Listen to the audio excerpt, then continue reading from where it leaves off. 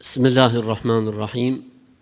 Alhamdulillah, wa salatu wa salamu ala rasulillahi wa ba'd.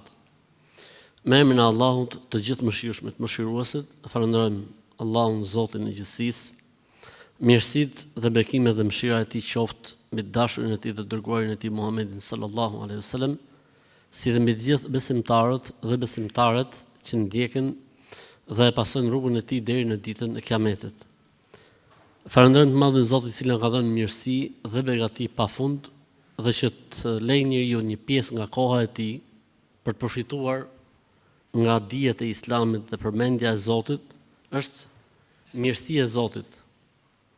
Pra asnjëri prej nesh mos kujtojë se e ka nga vetja e tij, po është mirësi e Allahut xhalla xhelaluhu, i cili na mundson që me qenë bashk në të tilla takime, në të tilla ulje dhe tubime. Kemi kënaqësinë sot që të kemi një hoxh të brezit më të ri, hoxh Mirësimin, i cili na vjen nga Maqedonia, i cili shpresoj se Zoti do të na freskojë me këshillat, me fjalët e tij dhe me porositë e tij. Dhe faktikisht ka një temë goxha interesante për të trajtuar, që është vërtetësia. E ke gjuar atë fjalën kur thot dikush, a me gjithmonë e ke, kur i thotë diçka ose kur ngjon diçka, a prime? Për një mend, a me vërtet?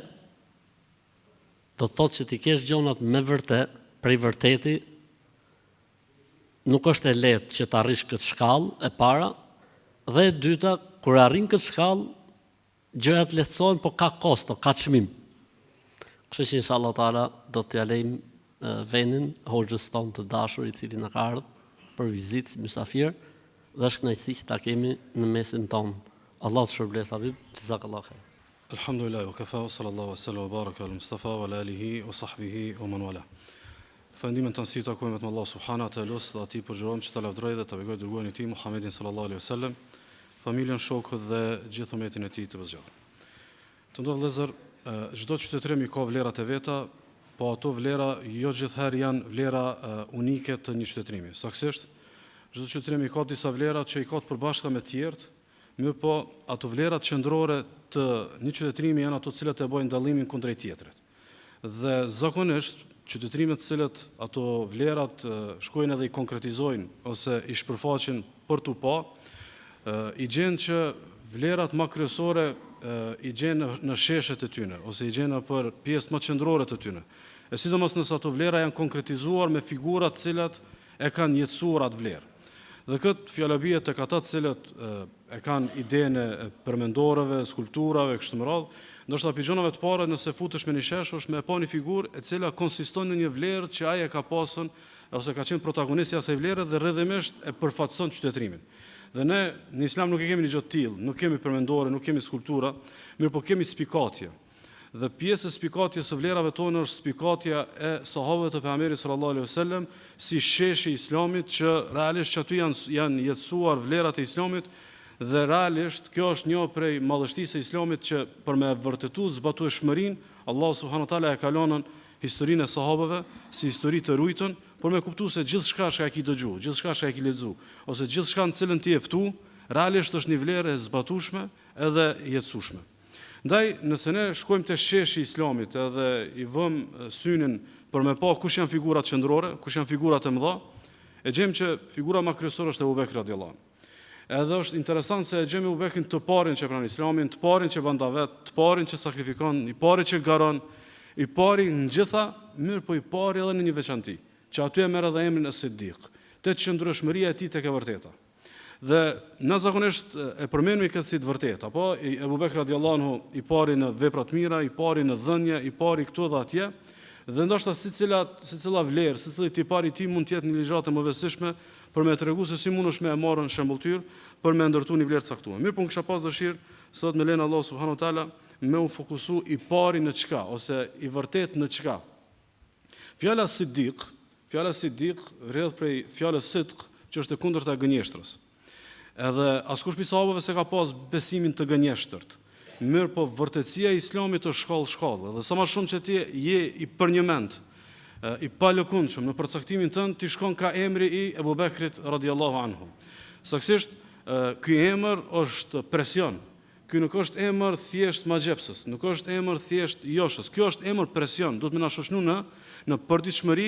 A kemi fetarin me sidq, me vërtetësi, me përnjëmendësi, apo e kena fetarin me lëkundje, e kemi fetarin me dymendje, e kena fetarin me sezona, e kemi fetarin në bazë të ligjërimit, në bazë të motivimit, në bazë të rrethit të kështu me radhë. Saktësisht, qëndrueshmëria në fe trajtohet në kuadër zakonisht të kuadrit të faktorëve të stabilitetit. Përmendet për shembull dituria dhe stabiliteti në fe, përmendet lutja dhe stabiliteti në fe, përmendet për shembull rrethi i mirë dhe stabiliteti në fe, përmendet teskia, morja me angazhimi me punë të zemrës edhe stabilitetin fe, mirë po shumë shpesh nuk e gjojmë domethënë këtë realitet të trajtuar në kuadër të sidqit. Ti ki për një me që po do më nejnë feja se ki për një me. Kuptimin veç me e pas për një me e ki kry gjysën e rrugës. Domethënë, nëse ti ki për një me që po do më nejnë fe, nëse ti e ki me për një mendësi qëndrueshmërinë fe, ti edhe rrethin e zgjedh në kuadër të kësaj për një mendësie. Nëse për një me e kije dëshirën për qëndruit devotshëm, ti edhe rrethonat i përshtat për këtë që e bë, domethënë je përcaktuar me një mendje, domethënë për me realizu. Ndaj kisha pas dëshirë fillimisht me potencu një fakt, sidomos është për vllazniqja në matri më e rëndësishme. Kam të bëj me atë që ne kena një rregull në jetë.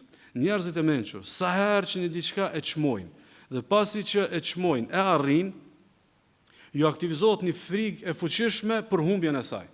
Edhe kjo është domethënë e natyrshme. Për shembull, dikush ka qenë i varfër, pastaj e arrin pasurinë. Dikush për shembull ka qenë punëtor, pastaj bëhet punëdhënës. Dikush për shembull ka qenë ndoshta i marginalizuar, pastaj faktorizohet në kështu me radhë. Gjithçka që quhet arritje e aktivizon pastaj një frikë të humbjes.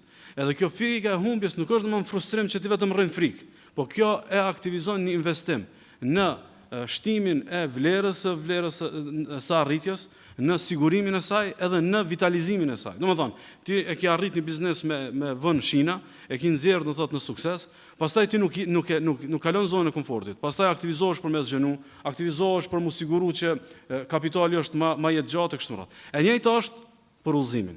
E njëjta është për këtë begati të madhe që Allah na ka futur në fenë e tij dhe në rrugën e tij. Mirë po. Për kë është e rëndësishme qëndrueshmëria në fe si temë?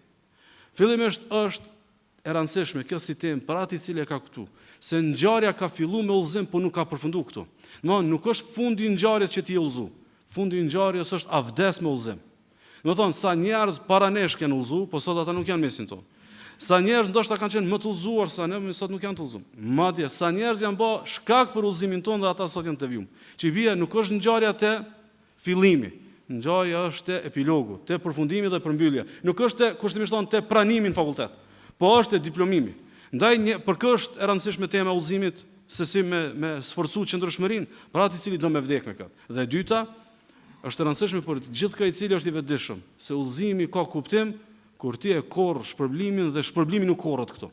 Shpërblimi korr në ditën e gjykimit kur dalim para Allahut, ndaj duhet me vdek me të udhëzim për me mujt me taku Allahun subhanahu wa taala dhe rrjedhimisht me e fitu. Thot Ma'ruf al-Karhi.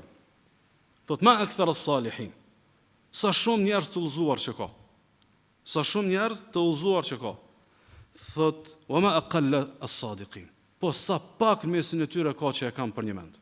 Domethënë, turmat e njerëzve të udhëzuar janë të shumtë.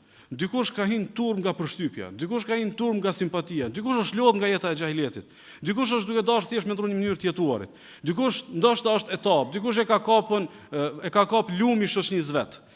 Dhe ne gjithë këta i trajtojmë si të udhëzuar. Thotë sa shumë janë ata që janë njerëz të mirë në kuptimin e komunitetit, sa pak janë ata të cilët e kanë për një mend. Sa pak janë ata të cilët e kanë domethënë për një mend fetarinë e tyre. Ndaj, unë konsideroj të vëllezër që na mos për një mendsinë ose mungesën e përnjëmendësisë në sjellje, pak nëse kemi vlerë nuk e pranojmë nga të tjerët. Domethënë, nëse ne jemi fjala bie, kemi një domethënie shoqërore, e kemi një pozitë shoqërore, e kemi një status shoqëror, edhe dikush hyn shoqëni me neve, dhe e dimi që ai nuk e ka punime me neve, na nuk e pranojmë në rrethin e ngushtë. Na do të bëjmë çmos me largu. Që i bie, nëse ti si krijes nuk e pranon me u sjell dikush me ty me mosk. Nuk e pranon mu sjell dikush me ty, domethënë me imbuluar me diçka që nuk është realiteti i tij. Ti nuk e pranon. A e pranon Rabbul Alamin? Domethënë Allahu subhanahu wa taala di të fsheftën tonë që ki brenda. Dhe rrjedhimisht, njëpi arsye pse njerëzit devijojnë se Allahu i dëbon pasi që ata kanë hyrë në oborrin e Allahu subhanahu wa taala, mirë po nuk e kanë pasën për një më për Allahun subhanahu wa taala. Ndaj pejgamberi sallallahu alaihi wasallam na tregon çështjen e sidqut, çështjen e vërtetësisë si rrugtim dhe si itinerar drejt xhenetit në një hadith që ndoshta e përmbyll edhe e përmbledh komplet temën. E shohim Muhamedi Buhariu Muslimi pe Abdullah Mesudit, pejgamberi sallallahu alajhi wasallam ka thonë aleikum bis sidq, përmbajuni virtytin të përnjëmendësisë. Domethënë keni rregull, jeni gjithëherë njerëz të përnjëmend. Domethënë kur mos me rrejt, kur mos me gënjy, kur mos me ndreq, kur mos me grimu, kur mos me masku.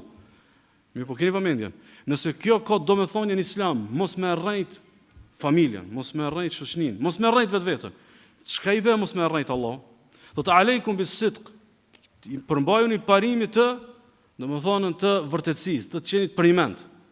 Pastaj thotë pejgamberi sallallahu alajhi wasallam, fa inna sidqa yahdi ila albir, se nëpërmjet sidqut mrrini deri te devotshmëria. Domethënë ti nëse emocionohesh për ligjëratës, sa bëhesh i devotshëm, e ke kapërcye shkallën e sidqut dhe rrjedhimisht kjo ka me të shlu shpejt, kjo nuk mundet me të majt gjatë.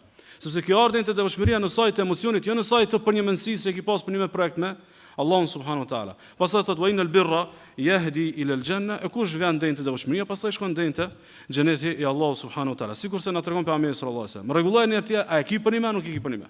Pastaj ki marrë te devotshmëria, pastaj ki marrë deri te xheneti i Allahut subhanahu wa taala. Kuptimin që a e ki dëshirë xhenetin ose e ki dëshirë xhenetin, kjo është faza e tretë. Kush nuk e ka xhenetin qef? Kush nuk e ka dëshirë xhenetin? Mirë, po nuk ku këtu betejë, a e ki xhenetin dëshirë? A e ki për një mendsi projekt për me fitu? A e ki për një projekt për me fitu xhenetin Allah? Dhe nëse e ki për një atëherë cila shkolla e dytë është devotshmëria. Për arsye njerëzit për shembull thonë në Ramazan na kapin emocionet edhe fjala bie e sforcojmë devotshmërinë. Ajo është domethënë ndikimi i kamxhikut. Domethënë ka një lloj goditje, edhe domethënë emocionohemi për kohë, edhe na ma për një kohë caktuar.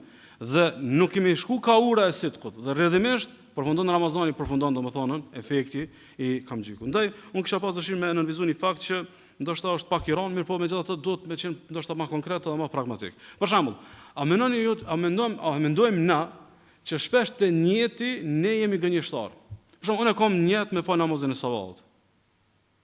Mirë po disa praktika tregojnë që kush e ka njet nuk e bën çashtu. Unë kam njet me qenë i rregullt në këtë ibadet. Po disa praktika tona i bie se me pas njet për një nuk e bën çashtu.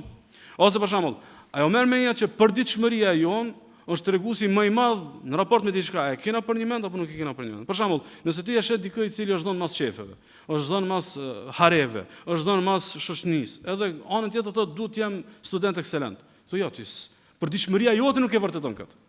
Për arsye, shpesh realiteti jon fetar apo është ai vërtetimi më i keq i asaj që ne pitë njëti nuk jena në rregull. Pitë njëti nuk e kena madje dietar kur e kanë definuar sidqun, domthonë hapi i parë i sidqut. A e ki për një mend me Allah në çështja e njëtit. Është domthonë çështja e njëtit, mirë po nuk po du me xhenu. Për shembull, në raport me gjunohat. Për shembull ti ke dorë për një mëkat i caktuar. Edhe thu, un jam penduar dhe du mu kthy. Mirë po ti shkon rreth zonës ku zhvillohet mëkati. Këtë rast sikur se e kilon derën hapur tek njëti ata ndër më kthy tek mëkati.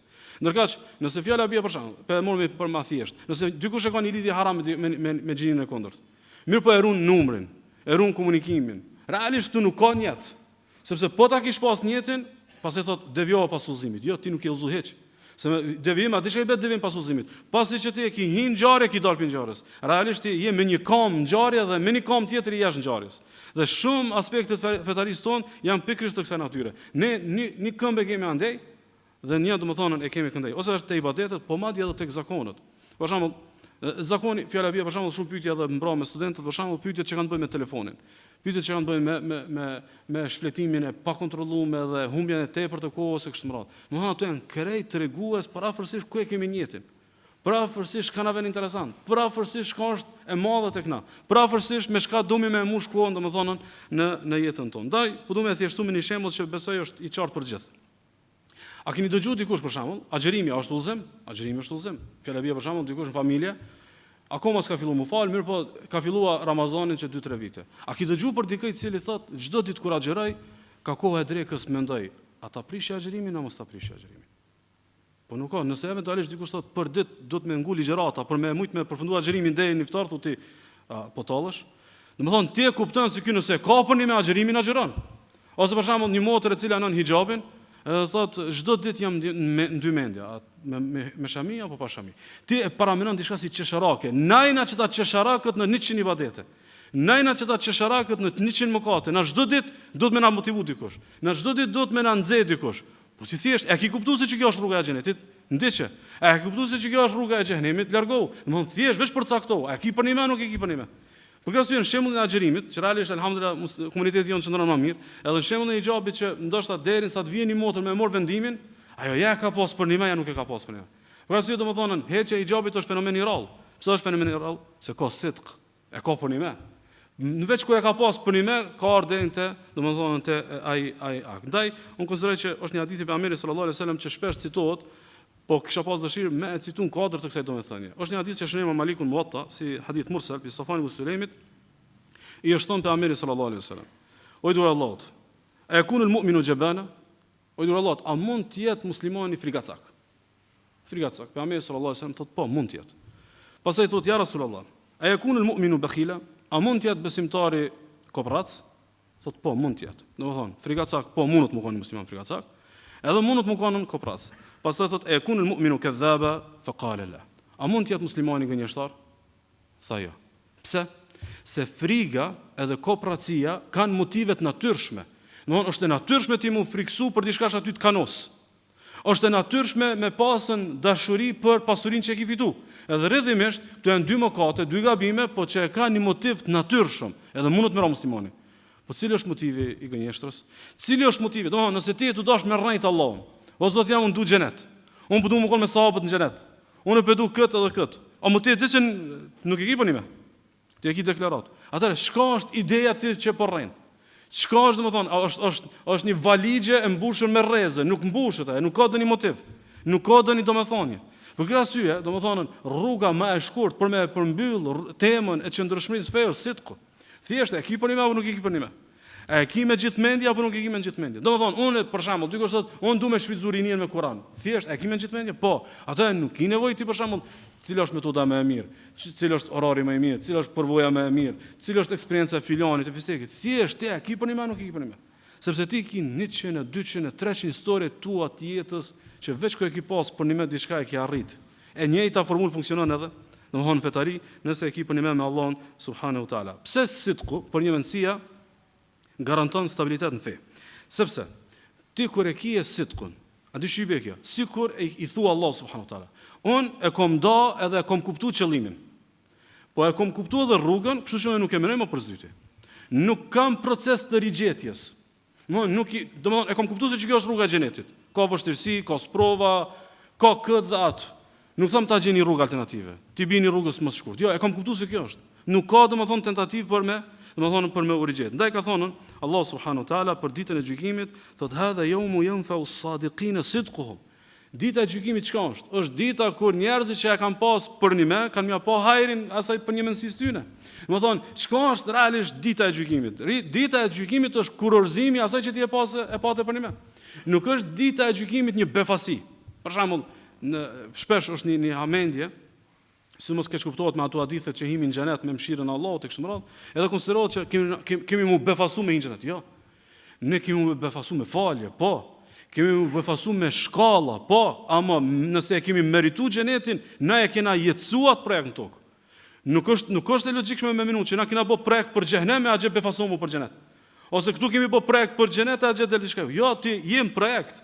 Dhe realisht projekti është domethënë për Allah subhanahu wa taala dhe rrëdhëmisht domethënë kena me gjetën shpërblimin dhe Allah te barekuhu teala thot lies al-sadiqina an sidqihim. Dita e gjykimit për çka është?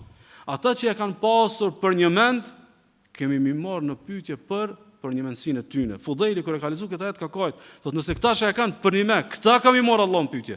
Këta që kanë me dy mendje, këta që kanë dashur me rrejt Allahun, këta që gjua ka thonë diçka tjetër, zemra ka menu diçka tjetër. Këta që në zemër kanë pas diçka tjetër, veprimet kanë diçka tjetër. Domthonë, kjo që nuk është sinkronizuar zemra, fjala dhe vepra, kjo është gënjeshtër.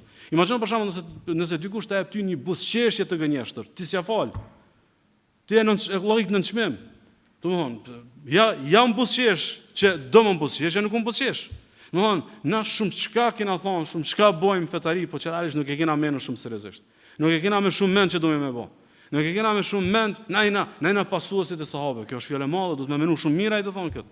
Ne duhemi me qenë fëqinjtë e sahabëve të Pejgamberit sallallahu alajhi wasallam. Për me ki, kjo ka kosto, kjo ka rrugtim, kjo ka domthon formulë, kjo ka itinerar, të cilin dosh domethënë me e ndjek. Ndaj, unë jam rob i Allahut, unë duam me vdekje devotshëm, unë duam të qenë i ndershëm, këtë çto, gjithherë që përcaktohesh, vesh pyet vetveten. A e ke punime? A je shumë i sigurt që ti e ke këtë synim apo nuk je i sigurt? Një ilustrim nga Pejgamberi sallallahu alajhi wasallam. E shënoi Imam Ahmedi dhe Imam Tirmidhiu, që Albani thotë hadithi është sahih prej Hasanit, nipit të Pejgamberit sallallahu alajhi wasallam. Pejgamberi sallallahu alajhi wasallam i ka thonë kështu: "Da ma yuribuk ila ma la yuribuk." Lëre, heq dorë për asaj që është e dyshimt dhe shko te e sigurta. Për shembull, cila është më e sigurt me fitu xhenetin? Me jetu i devotshëm apo laraman? Cila është më e sigurt me fitu xhenetin? Me nejt në rreth njerëzve të devotshëm apo më përzime mëkatar? Domthon ky rregulli, na zakonisht aty ka cituar me këtë rregull, meselet e avdesit, meselet e vezveseve tonë. Ky është rregull në fetari, domthon ti nëse ke për një me xhenetin, shko te sigurta. Shko te sigurta, i ki dy oferta pune për shembull. Një është më e sigurt se fetaria jote është më e shëndosh. Një aty gërvishet fetaria. Çfarë thot rregulli? Shko te kjo e cila është domthon më e sigurt, e pastaj pejgamberi sallallahu alaihi wasallam thot: "Fa inna sidqa tum'anina." Dini se kur jeni të përnjëment, nuk e ndreshni, nuk e sajoni, nuk e maskoni. Kur keni sidq i thot është tum'anina, është rahati. Nuk ka njeri më të rahatum se sa njeri i cili e ka përnjëment. Për shembull, nëse dikush është përcaktuar të jetë i ndershëm. Apo kjo ndershmëri nuk varet a ka oferta, a nuk ka oferta. Ky thjesht është rahat. Domthon ky u përcaktuar më kon këtu. Tash i vin ofertat, nuk i vin ofertat, ky më e ka përcaktuar si itinerari i jetës së tij. Pastaj thot pejgamberi sallallahu alajhi wasallam: "Wa innal kadhiba riba." Ndërkaq thot, kjo e kundërta e përnjëmendësisë, kjo sajesa dhe gënjeshtra, thot është ribe, thot ta prish rahatin. Gjithë je si i gërvishur. Gjithë je si diçka të bren. Domethënë, na krejtë dimi ç'ybe mas mirë me shkuta Allahu. Na krejtë dimi ç'ybe formula më e mirë e devotshmërisë. Na krejtë dimi ç'ybe. Po shpesh kemi dëshirë me shkuta kjo brejtja, kjo e gërvishmja. Pse? Sepse mendojmë se kështu funksionon. Po nuk funksionon me Allahun te bareke taala, domethënë kësaj. Ndaj, keni konsideratën Allah subhanahu wa taala kur na ka këshilluar për sidq, s'na ka thonë jeni të vërtetë. Keni vëmendje? S'na ka thonë jeni të vërtetë. Mirë po ka thonë, ja alladhina amanu taqullaha wa kunu ma'as sadiqin. O ju që keni besu, jeni devotshëm dhe jeni me ata të cilët e kanë përnime. S'ka thonë jeni të përniment. Thonë jeni me ata. Kuptimin se këtu ekziston një komunitet. Ekziston një komunitet që, për shembull, me një komunitet prestigjioz, me një komunitet të qytetëruar, dikush me bë lajka, me bë filma, ai nënçmohet. Sepse sa më shumë që komuniteti i ngres standardet, shkon tek qartësia, jo tek mjegulla. Sa më shumë që ti i ki standardet më të larta, ti nuk e le të mjegull çka i bie i arsimuar, çka i bie i qytetëruar, çka i bie i arrir, apo dihet. Sigur thot Allah subhanahu wa taala, heta ata njerëz që i kanë rregulluar këtë temë. Domthon, inkuadrohen në komunitetin e njerëzve që kanë jetën me sidq. Sepse aty ti pastaj e sforcon vlerën. Dhe nëse e sforcon vlerën me këta njerëz, kimë sforcuar qëndrueshmërinë tonë në fen Allah subhanahu wa taala, dhe këtu duhem denoncoj një problem që është domthon shumë i madh sot në komunitetin musliman. Cili është ai problem? Domthon, çdo gabim tonin, çdo dobësim tonin, po kemi forcë me e justifiku, ose po kena gatishmëri të madhe me e shpjegu but. Mirë po s'po kemi sidq, vërtetësi me thonë, jena dobësu, kena gabu, Allah na përmirësoft, ishim më mirë u dobësum. Kjo mungesa e sidqut në raport me gabimet e tona e mbyll rrugën e përmirësimit. Sepse njeriu kur për shembull pajtohet me gabimin e vet, në kuptimin që kjo nuk ka gjendje mirë, Allahu më përmirësoft, e lë derën hapur për më përmirësuar, ndërkaq kur e shton filozofinë edhe artikulimin e rrajshëm për me arsyetuar dhe justifiku gabimet e veta, realisht domethënë po e hap rrugën e kujt? Asaj dytës, jo sidqut, asaj tjetës që përfundon mas pamti në zjarmin e xhenemit. E kena një shembull, besoj e dini të gjithë, mirë po jam i detyruar me tregu shkurtimisht. Rasti i Ka'bit radhiyallahu anhu. Ka'bi nuk merr pjesë në betejën e pejgamberit sallallahu alajhi wasallam dhe kjo ka qenë, domethënë, gabim i madh, kjo konën e pafalshme. Është i qartë, sepse ka hinë saf me hipokritët. Domethënë, gjesti u kon gjesti i hipokritëve. Edhe 3 sahabi kanë gabu. Nga habitja, nga dhënia pas dynjas, nga punët e kështu me radhë, është ngjarje që mund të ktheheni për ta lexuar më në detaj. E rëndësishme, me që kthehet pejgamberi sallallahu alajhi wasallam prej betejës, vjen për aty ulet edhe vin secili mi treguar arsyetimet e veta. Vin hipokritët me rrenat e tyre edhe i thot: "Kalo, Allahu të fal. Kalo, Allahu të fal." Kur vën Ka'bi te pejgamberi sallallahu alajhi wasallam dhe pyet pejgamberi sallallahu alajhi wasallam pse s'ke arti? Thotë ja Rasulullah, kur nuk i kom pas renët më mirë sa sot. Asnjë arsye nuk i kom pas. Domthon sidq për një mes, s'ka rrejt, kur gjë. Ja Rasulullah, u habita edhe veç kur mora vesh ju keni shku. Edhe pejgamberi sallallahu alaihi wasallam thotë kështu. Amma hadha faqad sadaq. Thotë ky, se ky ka gabu sikur se hipokritët se s'ka në betej. Thotë mirë, po ky e tha të vërtetën, nuk rrejti, nuk e ndreqi, nuk e hieshoi. Nuk e justifikoj, nuk tha shumë fëmijë, shumë familje e madhe, obligime, kopshti nuk pata kujt mjalon, a është e qartë? Tha ja Rasulullah, kur si kom pas më mirë renët për me ardhë. Nuk kom marrë, kom gabu. Tha, që ky tha, e pat për një me. Pastaj tha, fëkum hatta yaqdi Allahu fik. Dil, largohu, derin sa Allah gjykoje. Ka ndodha i bojkoti i gjatë, e rëndësishme, kur vjen edhe zbret, do më thonën, pranimi pendimit, Allah ja pranon pendimit, edhe vjen Kabi, edhe Kabi e di, se vetë Rasulullah i tha, kjo tha të vërtetën. Vjen edhe i thot për Amiri sallallahu alaihi wasallam, ja Rasulullah, inna Allah Ta'ala inna me anjani bis sidq. O i dur Allahut, Allahu shpëtoj pi çkajt, pi pasojës së mëkatit, ka mujt me në xhehenem për atë mëkat. Shpëtoj pi çkajt, prej vazhdimësisë në mëkat. Shpëtoj pi çkajt, ka mujt me shkaku i këtij mëkati me dalë në tabor tjetër. Me të vërtetë Allahu më shtoi me sidq dhe unë jap besën Allahut që gjithherë kam me pas parim tjetës. Kur njët mos me ndresh, kur njët mos me rrajt. Do thonë, unë kam njët me lenë Allahut me bani hat me mëna mujt. E ki thonë, maje, mos i ndrollafët. Në është qartë. Unë kam bën njët me lenë Allahut, nuk e bëjmë këtë mëkat. Munohu me jetu me këtë kuptim. Kuptimin që ti je i vërtet në atë çka e ki, domethënë çka e ki thonë, e pastaj Kabi thot wallahi ma an'ama Allahu alayya min ni'matin qat ba'da idh hadani lil Islam a'zam thot fi nafsi min sidqi Rasulullah sallallahu alaihi wasallam. Thot pasha Allah, pasim ka fut Allah në Islam, nuk ka pas begati më të madhe për mu se sa që më ka dhënë parimin e sidqut. I vërtet, kom gabu. Duhet më përmisu, nuk ka me gjetë justifikim, nuk ka me gjetë interpretime, nuk ka me gjetë me allakat gjithandej, vetëm me nxjerr veten të pastër, vetëm me nxjerr veten të papërlyer, sepse kjo pastaj nuk le derë për me përmisu drejt Allahut subhanahu wa taala. Qysh mumi me zbulu, a jena a nuk jena te parimi i sidqut. Është një fjali shumë e rëndë. Mirë po vërtet ky mesazh i kësaj ligjërate. Thot dikush prej të parëve. Thot sahibu sidqi me Allah la tadurruhu al-fitan. Ai që ka punime me Allahun nuk i bojnë dam fitnët atij njeriu. Domthon del një ideologji kët nuk e djeg. I lshon disa joshje kët nuk e shkrumojnë. I ofrohen disa rrugë të mëkatit nuk e kapin. Domthon e ka një trajtim të veçantë për Allahut. A e ke ti punime me Allahun? Ki vëmendjen. Nëse dikush me ty kishte qenë njëri i përnjëmend, kur një ty nuk ta sajon, kur nuk ta hieshon, kur nuk ta ndren, vetëm të vërtetën. Ti kishe bërë çmos për të. Amo ti je shumë i kufizum si ti je krijesë. Kurse Allahu subhanahu wa taala është absolut. Domthonë nëse punime Allah e shën zemrën tonë, se zemra jote po dhezët prej dëshirës madhe kur mos më largu pi kësaj udhe. S'të largon sa i mundet me të mojt. Allah subhanahu wa taala e shën të flakrum zemrën tonë që ti do më koni parin do vepra të mira. Allah ta mundson. Se Allah ka mundsi. Imagjino ti mundesh me pas fjala bie për shembull nëse fëmia jot insiston për një kërkesë tek ti. Te ty varet, mundesh me pas mundsi, mundet të mos me pas. A dëshirat i kimi realizo dëshirat. Është qartë. Ama kjo nuk vlen për Allahun subhanahu wa taala. Se te Allahu gjithçka është e mundur. Mirë po ti e ki për një mend që Allah subhanahu wa taala me ta realizu atë që e ki për një mend, ndaj e ka vetë dikush Abu Zur'a e ka pyet Imam Ahmedin. Ka thonë, çysh ki mujt i mi rezistu sprovave? Domthon të vën halifja, të nënçmon, akademiki më i madh i umetit, apo dietari më i madh i umetit vjen, domthon ai me të kamxhikos, ky me të nënçmu, mbi një dekadë gjysmë, duke u bredh i lidhun, i nënçmum, pa të drejtë për ligjërim, apo ç'ki mujt me përballu gjatë këtë sprovë? Domthonë rrahje deri në rrezikim për të humbur jetën. Ç'ki mujt me rezistu këtë kësaj sprove? Keni vëmendje se ka thonën Imam Ahmedi. Thot la wudi'a sidqu ala jurhin la bari. Ka wallahi me mor sidqun si balsam, si ilaç, edhe me vendos në plagë, edhe plagë ti shnosh. Edhe plagë ti shnosh, domthon, s'ta kish punime me Allahun, edhe plagë të shnoshën. Domthon gjithçka në jetë bëhet e lehtë.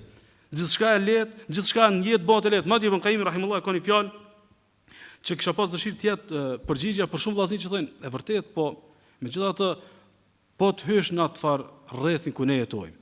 Hajde të me neve në universitet, hajde me neve në gjimnas, hajde me neve aty këtu edhe atje çfarë sprova kena. Thot Ibn Qayyim rahimullah. Thot men sadaqa Allah fi jami' umurihi. Kush e ka për një mend me Allahun? A më nuk e ka e pjesërisht. Fi jami' umurihi. Këtë punë e ka për një mend me Allahun. Prej të njeti e derin të farzët, e derin të gjithë shka, e ka për një me Allahun. Thot, sana Allahu lehu fauqa ma yasna'u li ghayrihi. Allahu bën për këtë diçka më shumë se sa bën për tjerët. Allahu bën për të diçka. Për shembull, thot dikush, ka kaçiri ti gjithë këtë vullnet për Kur'an, kaç i përmbajtur prej haramit, kaç i përmbajtur nga materializmi, ka ti me këtë vetdije për mos mulshu në rreth të keq, ti nuk e di. Thjesht e kum pas inshallah për një me Allahun. Dhe Allahu ka bërë diçka me mua që është për te asaj të zakonshmës, çka e bën Allahu subhanahu wa taala me të tjerët, ndaj merrni një rregull. Sa herë që në jetë vjen me një çort sokak, vjen me një situatë që ki frikë që mundosh me deviju. Ki frikë që del nga qëndrueshmëria jote në udhëzim. Nëse ki punime me Allahun, Allahu ka me dhënë rrugdalje. A kena mbështetje, a kena hadithin që shënojmë Buhariu, për Abdullah ibn Umerit, për ata 3 vetët që bllokohen tek shpella. Çka kanë thonë ata kur vjen momenti që s'ka, ja kena me vdek, apo ja do të më bëni zgjidhje. Zgjidhje të matshme nuk ka, nuk lëvizet shkëmbi aq i madh prej forcës njerëzore. Thot fa qala ba'dhum li ba'd. I tha njëri tjetrit, innahu wallahi ya haula la yunjikum illa as-sidq. Po no burra, veç sidqu na pshton. Veç ka kena pas punime me Allahun na shpëton. Edhe i thot falyad'u kullu rajulin minkum bima ya'lam annahu qad sadaqa fi. Atëra secili le të lutet me diçka prej veprave që thot për një me o i sigur që ka pas për një me Allah. Për shembull dikush thot, unë jam shumë për një me du me fitu halal pasunim, pik. Do thonë, mu më shqetëson edhe centi më i vogël mos jetë haram. Për një me ki për Allahun. Ata janë 3 shembujt, apo dikush me respektin ndaj prindve, ai tjetri me atë ndershmërinë, ai tjetri me pagimin e hakut të tjetrit. Imagjino me shka jo ka qelë Allah azza wa jall. Ato janë ka nive, pra mu nive po kur e ka pas me sidq. Po kur e ki këtë fetarin me sidq. Kur e ki këtë rinjën tonë me sidq, kur e ki këtë këto 10 vite, 15 vite, 20 vite udhëzim me sidq, nuk ti qelë Allahu shkëmbijtë e mëdhaj që mundën me të ardhur në jetë. E më thonë, janë do rrethona vërtet të zorë me qëndru i udhëzum. Janë do situata letësh, po kur të bëhesh me familje, kur të rritën fëmijët, kur të shton obligimet, kur të bëhen kjo kosto, ajo ngarkesë, është zorë me nejt 100% halal. Jo, nuk është zorë. Nuk është zorë se Allah subhanahu wa taala këto shembull e ka treguar për me tregu që sidqu thën shkëmbi, sidqu qel udh, me sidq mbrin aty ku nuk mbrin me matematik. Me sidq e ruan fetarinë tonë ashtu sikur se nuk e ruan ndoshta as me do përkushtimet që na duken, shumë përkushtimet domethënë të mëdha, ndaj po duam të përmbyll me atë që realisht ne do të na shoshnu gjithherë. Është ai hadithi që shehim Muhamedi, Sheikh Shuaibi thotë hadithi sahih prej Bara ibn Azib, hadithi i gjatë i pyetjeve në varr. Kush është Zoti yt, kush është profeti yt, kush është feja jote? Mirë, po shumë e rëndësishme ajo fundi i vërtetimit të përgjigjes. Çfarë thot Allah subhanahu wa taala, sikur se transmeton pejgamberi sallallahu alajhi wasallam, fa yunadi munadi min as-sama. Kur robi përgjigjet sakt, i vjen një thirrës thret prej qiell. An sadaqa abdi. Robi jam e pat me sidq. Për një me ka pas. S'mundesh më përgjigj aty pa pas për një me këndo. Domthon s'mundem me qenë përgjigje të sakta në varr, pa pas qenë të vërtetuar, domethënë në jetën tonë, domethënë që vërtet na, kush është Zoti jot? Allahu. Dhe rrëdhëmisht unë i binda, i nënshtrohem, jetoj sipas sistemit të tij, nuk shes menun në shariatin e tij, nuk sajoj në fejen e tij. Apo, çi kjo është Zoti jam është Allahu. Kush është profeti jot? Është Muhamedi sallallahu alaihi wasallam, do jetoj sipas kumtesës së tij. Kush është feja jote? O feja e cila s'ma kalon asnjë porë të jetës, po ma shpjegoj dhonë, e kom sistemin se si më jetuar. Çi kjo është vërtetim? Që mas momentin në varr e merr rezultatin përfundimtar, ky e pat për një me. Ky e tha të vërtetën, ky domethënë e qelloi, ndaj thot Allah subhanahu wa taala dhe merr në rregull në jetë këtë ajet, thot falau sadaqullahu lakana khayran lahum. Po ta kishin pas për një me Allahun, ju kish ra më mirë. Si ta kishit pas për një me Allahun, domethënë edhe kur gabon, edhe kur mëkaton, edhe kur përlyhesh, edhe kur dobësohesh, edhe kur habitesh, ti e ki më mirë, edhe më mirë të bën nëse e ki për një me Allahun edhe kthesh. Edhe kur je që ndoshta të natën çon, po si kia ato të kajt me të sinqerta. Ndoshta edhe namazin me xhamat nuk të hik me javë. Mirë, po e ki certifikim të vetvetes dhe nuk e ki sidq me Allahun, prap nuk ban dobi. Kush ban dobi? Pak fetari, po me pas me sidq. Edhe çat pak çka e ki, me pas me sidq. Prandaj kanë thonë domethënë shumë prej të parëve tonë që me sidq edhe pak dua ka shumë rezultat. Thot dikush për shembull kam kohë, vite, që i lut në Allah shumë. Reflekto dhe mendo që ndoshta nuk e ki fetarin me aq sidq që të ketë frytshmëri, domethënë lutja, të ketë frytshmëri, domethënë investimi yt shpirtëror. Për fund, kjo është temë gjon realisht dhe nuk pretendoj me përthaku, as më tepër që konsideroj që protagonistët e këtij daveti janë më të denj për me shpjegoj ngadalë, mirë po ju mjafton si matës në jetë një definicion që ka dhënë dietar, çysh është sidqi me Allahun. Çysh është sidqu që të më mat ku je me Allahun subhanahu wa taala. Kan thonë kamalul ikhlas, me pas sinqeritetin në plotësi. E dyta me pas në plotësi thot el inqiyad, me pas në nshtrimin në plotësi. Edhe treta domethënë el mutaba'a, edhe pasimin. Domethënë, një njeri që ka sinqeritetin në plotësi, një njeri që ka në nshtrimin, i nënshtrohet dispozitave fetare. Edhe pason pejgamberin sallallahu alajhi wasallam. A devion çka njeri? Domethënë, a mendojmë se kjo është buz humnerës? Jo, kjo në qendër. Ktu shumë do të më punu për me çu buz humnerës. Ky edhe musorollat në qendër, ky prap nuk hub, se në qendër është. Cila është qendra? Qendra është sinqeriteti, që vërtet qiltrisht e ki për Allah. Dhe e dyta, domethënë i nënshtrohesh dispozitave të Allahut, edhe nuk filozofon, edhe nuk sajon, po vetëm se i nënshtrohesh si rob që je Allah subhanahu wa taala. Dhe e treta e pason pejgamberin sallallahu alaihi wasallam, e pastaj. Cila ka fillimi i ligjratës? Ka Abu Bekr radhiyallahu anhu. Çka kanë bërë tabenët? Tabenët kanë hulumtuar shumë tek sirja e Abu Bekrit radhiyallahu anhu. Pse kanë hulumtuar? Se jashtë mençur kur e din se diçka është shembulltyr, dojnë me gjetën formulën e suksesit tyne. Edhe kanë ardhur në një konstatim. Kjo thonë kena hulumtuar jetën e Abu Bekrit, po thotë nuk kena pa diçka më shumë sa të tjerë. Se për shembull nëse e shikon fjalë aspektin e pasunisë për shembull, vërtet momente caktuara i ka dhënë më shumë, tipo ka pas pastaj sahabe që kanë dhënë më shumë. Nëse e kshu namazin e natës ka pas shumë që kanë fal. Nëse e kshu dhikrin, çka ka pas? Çka ka pas Abu Bekri? Derisa vinë edhe dorëzohen pas hulumtimit shumë kohë, thotë sigurisht do diçka shokon në zemrën e tij. Diçka që nuk numërohet. Sidqin sunë numërohemi. Sidqu nuk është 100 faqe Kur'an. Sidqu nuk ka 500 hadithe. Sidqu nuk është 40 ditë namazin me xhamat. Sidqu është diçka e pamatshme. E kur vën fetaria jote që s'e mat, ajo fetari më nuk nalet kur.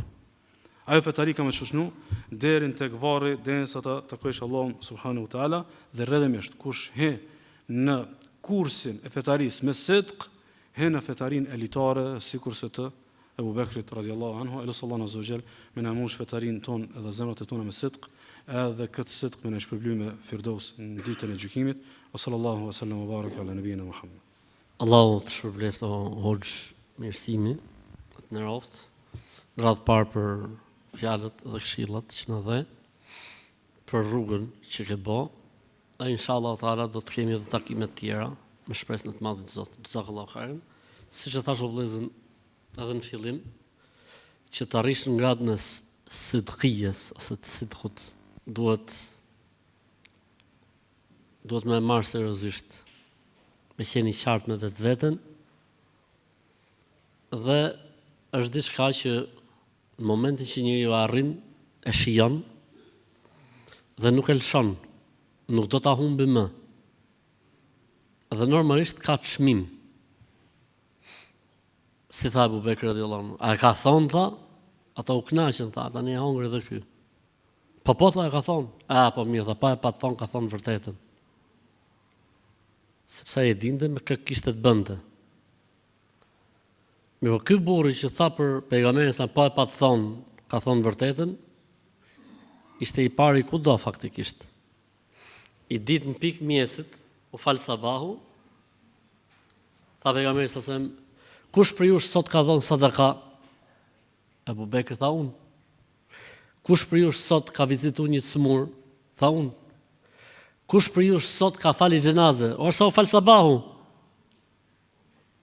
Sa u falë sabahu, vlezën. Pra nuk u boki muhabet namaz duhas, as namaz drekës. Tha Abu Bekri, unë. Kush është për jush sot agjërushëm? Tha Abu Bekri, unë. E po këto gjëra, tha, pra sabahu, vizita e të smurit, sadakaja, agjërimi, xhenazja, nuk i mblidhe njëjët në një ditë vetëm se do të jetë për banorëve të xhenetit. Neve na kalojnë shumë ditë kështu që na jepet mundësia. Për shembull, morim vesh që ka i xhenaze. ndoshta se marrim me mundimin shku me fal xhenazën, jo më me ardha ditë me sabah në xhami, me fal sabahun me xhamat, me agjërua ditë, mundësisht të pyesim gjithë xhamiat derisa të gjejmë na njërin kush mund të jetë i smun për vëllezërin musliman, të shkojmë patjetër që të morim shpërblim. Dikur ka qenë mbok kjo punë. Të thotë që ka ftohje. Se dhe kjo sidqia mund të arrihet, por kur njeriu nuk e mban gjallë, vjen dhe ftofet. Duhet me rujt.